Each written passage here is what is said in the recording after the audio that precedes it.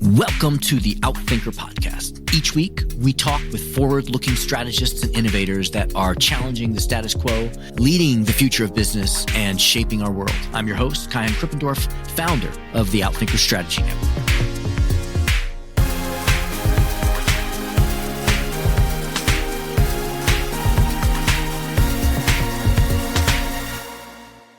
Whitney Johnson is the CEO of human capital consultancy WLJ Advisors, an Inc. 5000 2020 fastest growing private company in America. She is an expert at helping high growth organizations develop high growth individuals. And she's recognized as one of the 50 leading business thinkers in the world, number 14 as ranked by Thinkers 50. Having worked at Fortune 100 companies, been an award-winning equity analyst in Wall Street, and invested with Harvard's Clayton Christensen, and coached alongside with renowned Marshall Goldsmith, Whitney understands how companies work, how investors think, and how the best coaches coach, all of which she brings to her work in coaching CEOs and C-suite executives.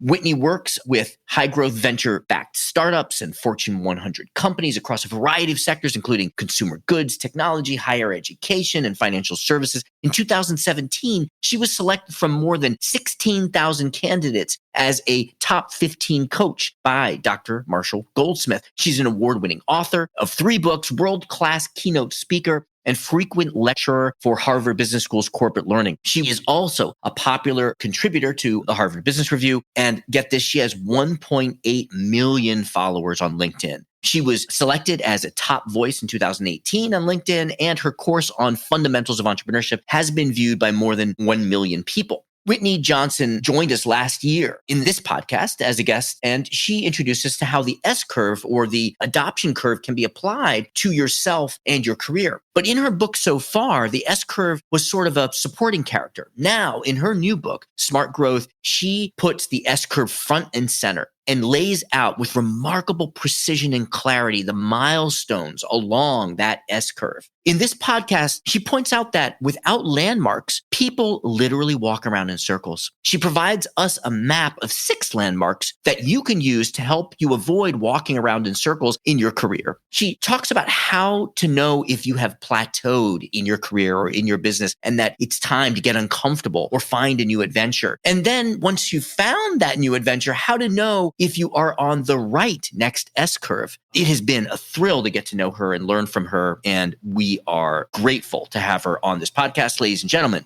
Whitney Johnson.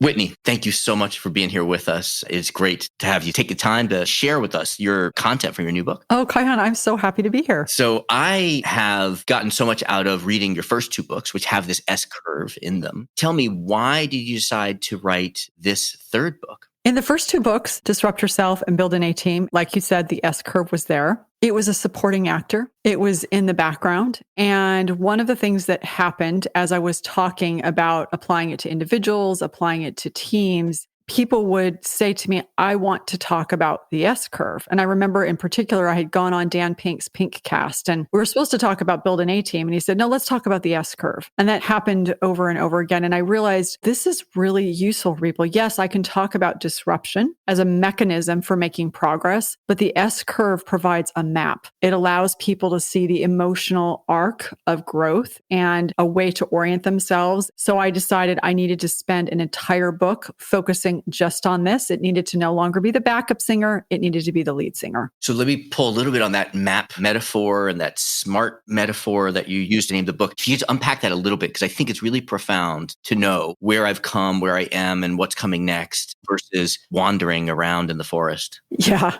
So the idea is that, especially coming out of the pandemic, we all want to grow. Psychologists call it a period of post-traumatic growth. And so we're saying, I want to grow. I'm ready to grow. I know that to grow my company, I need to grow myself, but I'm not quite sure how to do it. And I certainly don't want to walk in circles, which, by the way, is a real thing. The Planck Institute did a study, and people without landmarks literally do walk in circles in loops as tight as 20 meters. And so we can think, all right, I'm going to grow. But if we don't have a map, we don't have a plan to orient ourselves, we can walk in circles. And so what the S-curve does is it allows you to say, all right, I'm ready to grow. Not quite sure how to do it. I need to orient myself. And now you've got this very simple visual model that helps you understand what it looks like. And let me just review it very quickly. Whenever you start something new, you are at the base of the S, and it's basically a horizontal line. And that base of that S is what I call the launch point. And what's happening at the base is your brain is running a predictive model, and it has this hypothesis about what is it going to take for me to get to the top of that curve. A lot of those predictions are going to be incorrect. And so your dopamine is going to drop.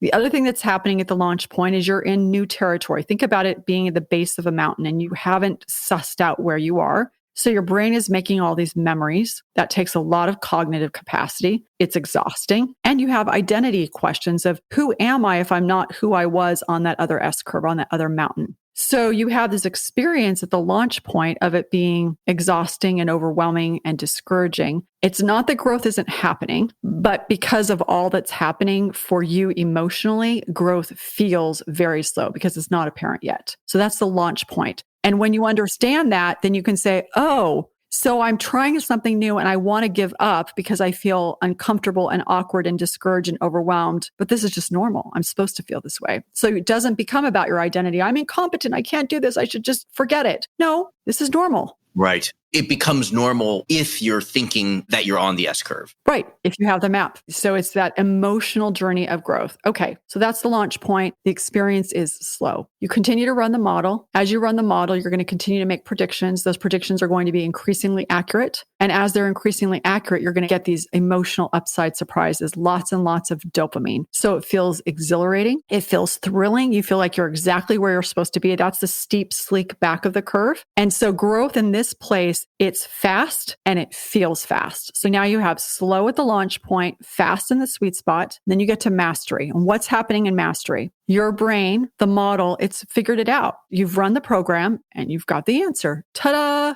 That is awesome, but there's not very much dopamine when that's happening. And so your brain looks around and says, well, I've seen all this before because I've mapped all of this. And so you're kind of bored. And what happens here is that time seems to go really fast because there's nothing new to see because you're not making memories. But growth is actually very, very slow. And so your plateau, this top of the mountain, can quickly become a precipice. And that is why when you get to the top of a curve, you can say to yourself, I'm really good at being a chief strategy officer and I feel like I can no longer keep doing it. I've got to shift something. That's because your brain is saying, give me more dopamine. And so effectively what you've got along the S curve is a dopamine management exercise where at the launch point, it's dropping, in the sweet spot, it's spiking, and in mastery, it's flattening out. And so you need more dopamine. So you jump to the bottom of a new S curve. And so when you know all of that, the slow, fast, slow is how you grow. You can navigate this. You know where you are. You know what's next. You know what to expect, and you can plan for it.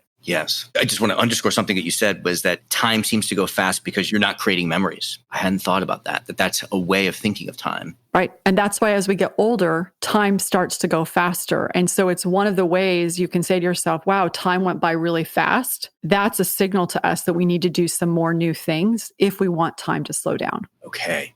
So let's talk a little bit more about those signals. So what are some of the signals, the indicators that you have plateaued at the mastery level and that it's time to step onto a new S curve? Number one, you can just look at your time in role. If you've been doing the same thing for several years, no new projects, no team configuration, no new company, for example, that's an initial question of like, okay, let me just check in with myself and see what experience I'm having. Some things that you can watch for is if you find yourself saying, I've already done that before, or that's not how we do it here, or you're feeling resentful of other people who are coming along because they're getting all this fun, exciting stuff to do. And you're like, I don't have anything new to do. You find yourself bored. You find yourself not motivated. You find yourself saying, I feel like there is something more. Those are all indicators that you are in mastery. I'm not talking about just domain expertise because you can be very good at something, but in a role, so chief strategy officer, you may be expert as a strategist, but I'm talking about from a leadership perspective of bringing everybody along the mountain. If you have a management role, I'm talking about everything that's included, but those are all questions.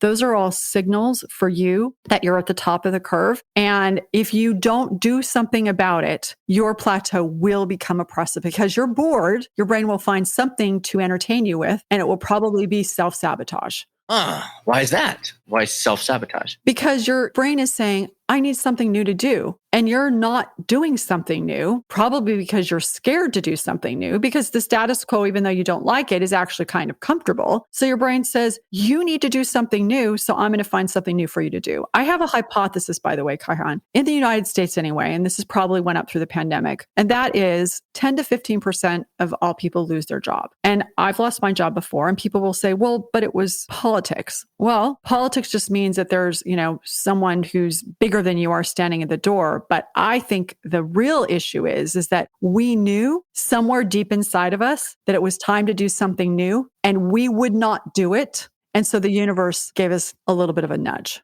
Got it. Whether that's our subconscious or the universe or both or whatever it is, it's the intelligence that's telling us, get off that curve. You have to do something new. So then walk us through that next stage in the new S-curve. Right. The signals at the early stage seem to be very similar to the signals that tell you you're doing the wrong new thing. This is not going to work. You're not getting anywhere. How do you know that you are stepping onto the right new S-curve? That's a new job, or that's a new company, or a new project, or a new business, or whatever that is? Great question. So first of all, you're not always going to know early on. I'm grounded in disruption theory. And one of the things that we know from Clayton's work is that when you are playing where no one else is playing, you're doing something disruptive, your odds of success, they go up 6 times, but that's still 6% to 36%. So there's a 64% chance it's going to be the wrong curve. Now that's products and we're extrapolating to people. But the point is that when you try something new, you're going to try a lot of things and it's not going to be the right S-curve for you. And the thing that we want to remember is that even if it's not, no S-curve was ever wasted, because there's always things that we're going to learn, even if it's the ability to do something new. Because, oh, by the way, the older we get, the more experience we get, the more we can insulate ourselves from ever doing anything new. Mm-hmm.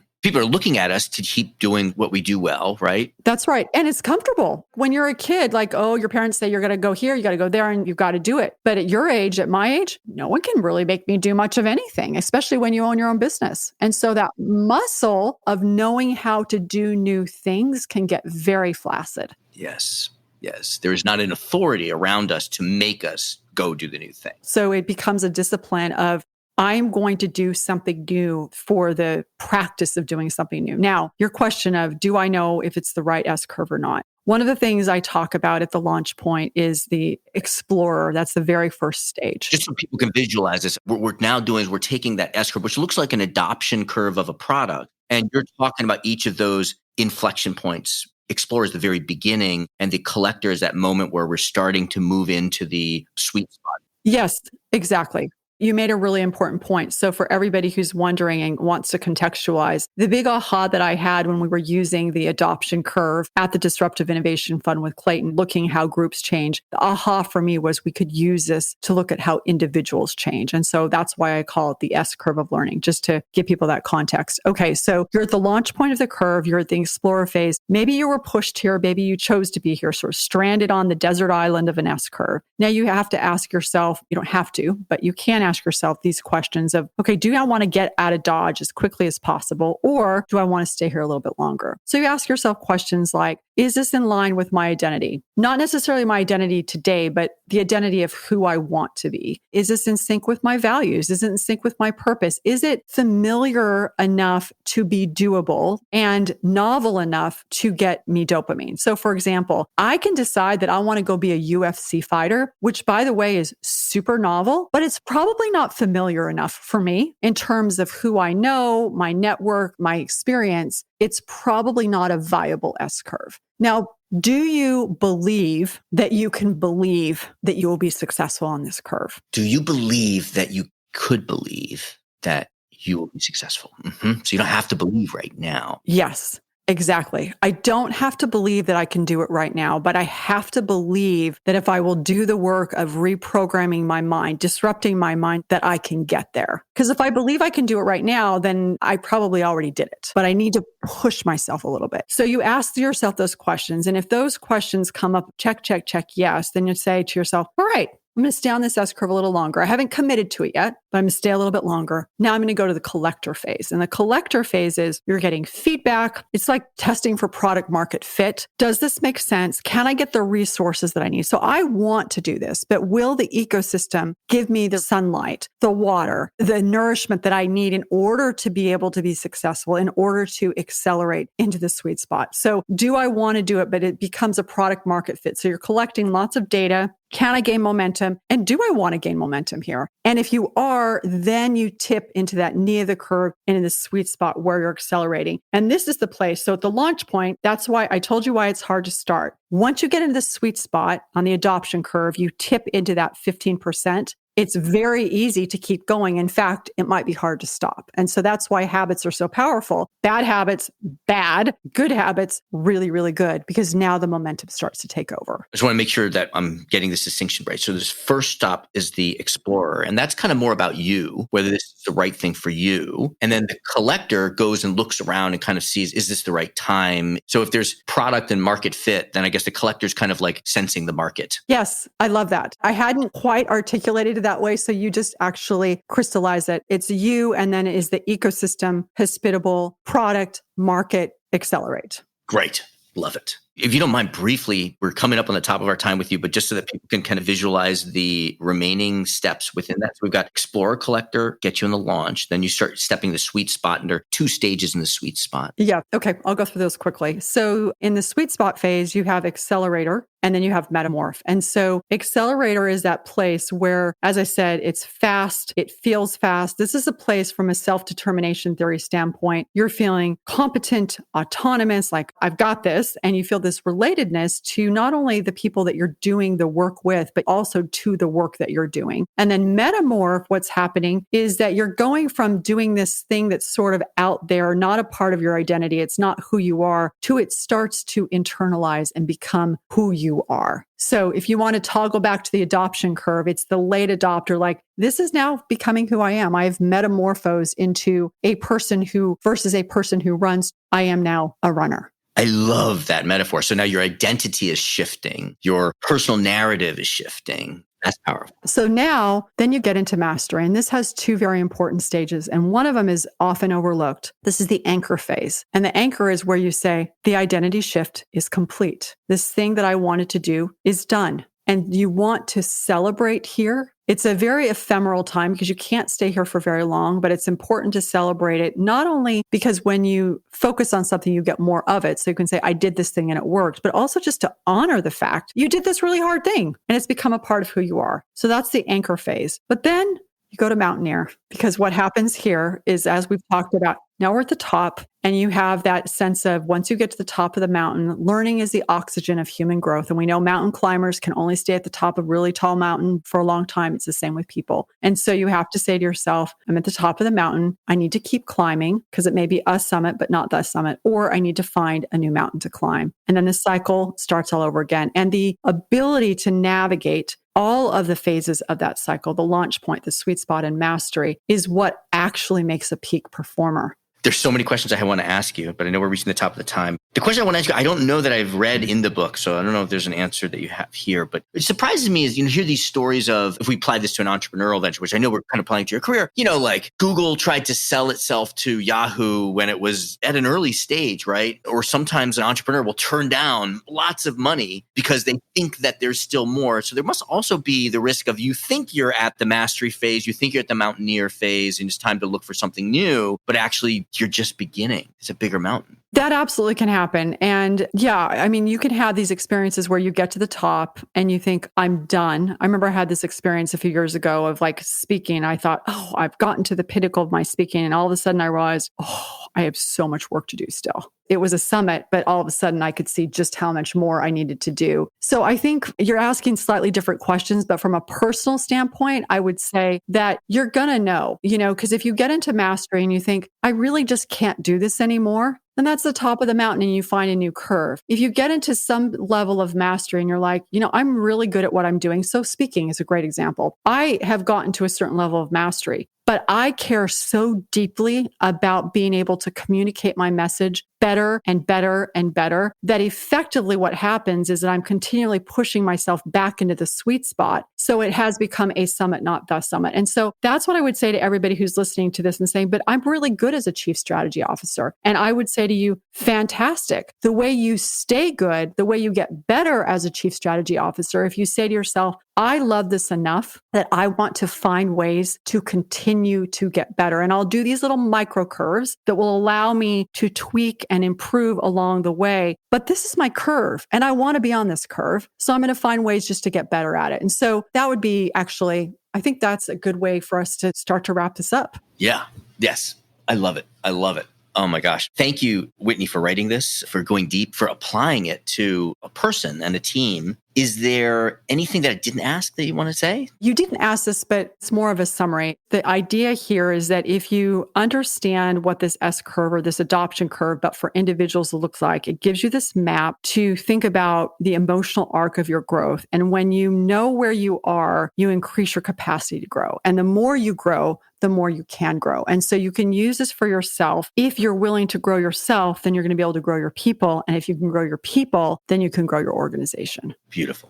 Beautiful. Finally, how can people connect with you, follow you, learn more about this? What are the opportunities for people to connect with Smart Growth and you? If you want to email me, you can email me at wj@whitneyjohnson.com. I do answer all my emails, albeit slowly. You can listen to my podcast, and Kai Han has been on my podcast. It's the Disrupt Yourself podcast. And then in terms of the book, you can buy it wherever books are sold. And I hope you love it. I've put my heart and soul into writing a book that will be meaningful for you. And so I do hope that you read it and find it useful. Well, I loved it. I'm sure that anyone who reads it will love it. And thank you for putting that work in for us. Thank you for having me today. Great seeing you again. Thank you to our guests. Thank you to our producers, Karina Reyes and Zach Ness, our editor, and the rest of the team. If you like what you heard, please follow, download, and subscribe. I'm your host, Kai Han Krippendorf. Thank you for listening. We'll catch you next week with another episode of Outthinkers.